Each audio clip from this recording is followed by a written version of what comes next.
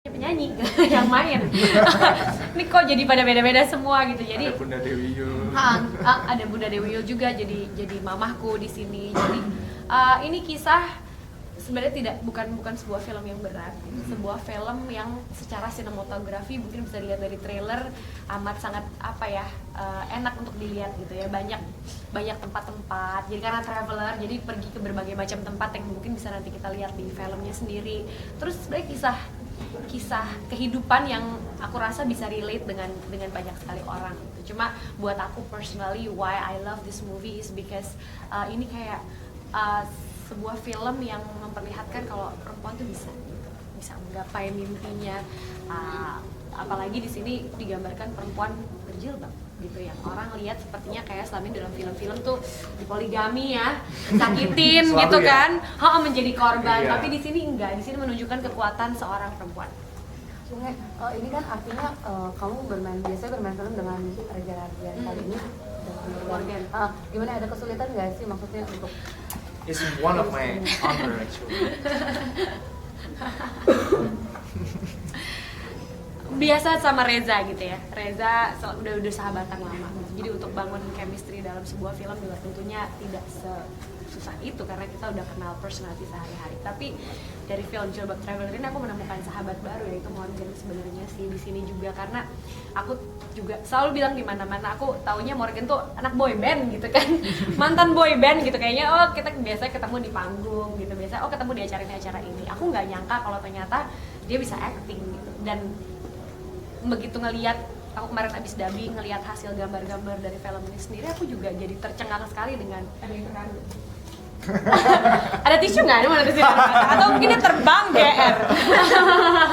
No, tapi bener ya, aku nggak nyangka dia masih muda sekali gitu ya, masih muda sekali gitu, dan bisa memainkan karakter Hyun Gun ini buat aku pas banget. Nggak gampang memerankan seseorang dari culture yang berbeda gitu, orang Korea gitu. Aku aja mungkin disuruh main juga bingung kalau jadi wanita Korea kira-kira gimana.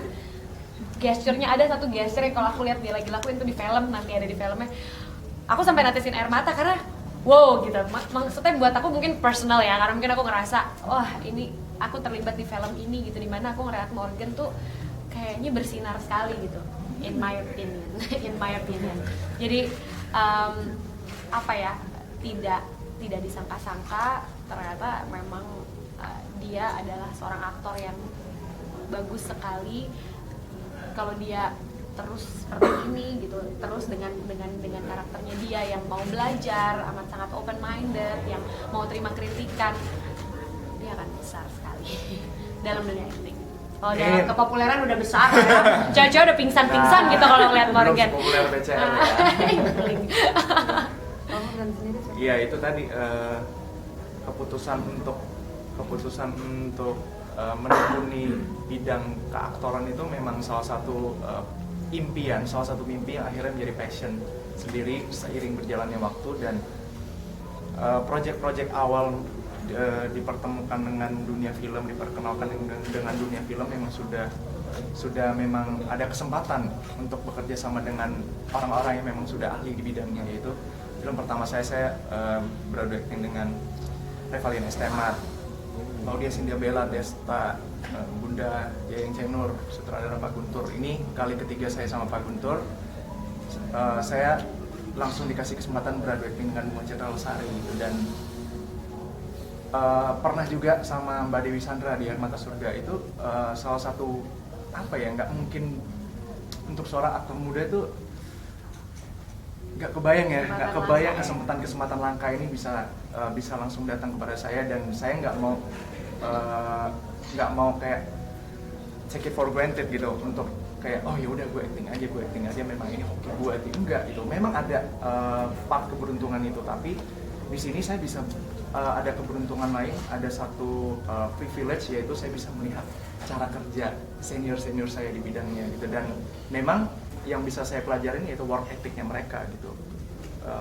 Once they come on set, mereka udah jadi karakter tersebut gitu. Begitu juga dengan sutradara ataupun orang-orang di belakang layar tim produksi yang memang, saya pernah bekerja di sinetron, bekerja di FTV gitu, tapi kalau once di film tuh produksinya gede dan mereka tuh sangat profesional sekali. Itu sih yang saya beruntung banget, saya bisa belajar, saya bisa bertemu dengan mereka, bisa bertukar pikiran gitu. Dan salah satunya dengan kalau di film ini BCL tuh yang bisa work ethicnya saya bisa pelajarin. Once she came on set tuh yang langsung udah jadi dia gitu. Kita tahu lah personal seorang BCL itu yang fun, friendly, outspoken, open minded, tapi very outspoken kayaknya. Tapi pas ada di set, pas ada di frame, pas ada di set, kita harus melakukan atau mengambil adegan, itu dia bisa bikin kita tuh sebagai lawan main tuh nyaman, adem. Dan itu kan memang karakter yang harus diperankan oleh BCL, yaitu Rania itu, seorang perempuan jilbab yang memang punya mimpi, tough, strong woman, kayak yang punya passion, yang punya mimpi untuk bergerak walaupun ada batasan-batasan. Dan itu saya lihat di set, dan saya juga lihat di frame. Itu sih yang kemudian memacu saya untuk oke, saya harus bisa kasih yang terbaik untuk ini, karena saya nggak mau sia-siain kesempatan ini. Itu sih yang sampai sekarang saya sangat bersyukur gitu, sampai detik ini gitu. Pengalaman bermain film di Korea apa nih?